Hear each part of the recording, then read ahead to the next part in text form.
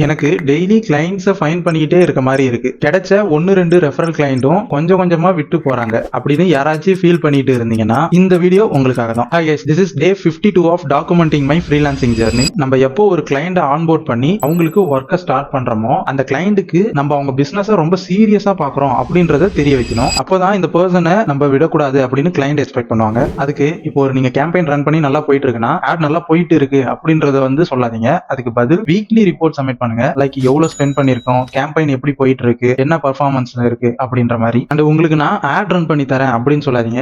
உங்களோட next revenue target achieve பண்றதுக்கு நான் ஹெல்ப் பண்றேன் அப்படின்ற மாதிரி சொல்லுங்க. ஃபர்ஸ்ட் கேம்பெயின் நல்லா போயிடுச்சுன்னா அந்த கேம்பெயின் எண்ட் ஆகிறதுக்கு முன்னாடி ஒரு 3 month மார்க்கெட்டிங் பிளான் ப்ரொபோஸ் பண்ணுங்க. இதெல்லாம் தான் கிளைண்ட்டை கண்டினியூவா நம்ம கூட ஒர்க் பண்ண வைக்கும். கிளைண்ட்டுக்கு கம்யூனிகேஷன் எந்த அளவுக்கு முக்கியம்னு இந்த வீடியோல எக்ஸ்பிளைன் பண்ணிருக்கேன். டைம் இருந்தா செக் பண்ணி பாருங்க. சோ இந்த எக்ஸல்ல கிளைண்ட்டை எப்படி ரிட்டர்ன் கொண்டு வர வைக்கிறதுன்னு டீடைலா சொல்லியிருக்கேன். அது வேணும்னா நம்மள ஃபாலோ பண்ணிட்டு கமெண்ட்ல ரிட்டர்ன் பிளான் டைப் பண்ணுங்க. நானே உங்களுக்கு பர்சனலா சென்ட் பண்றேன். தேங்க்யூ.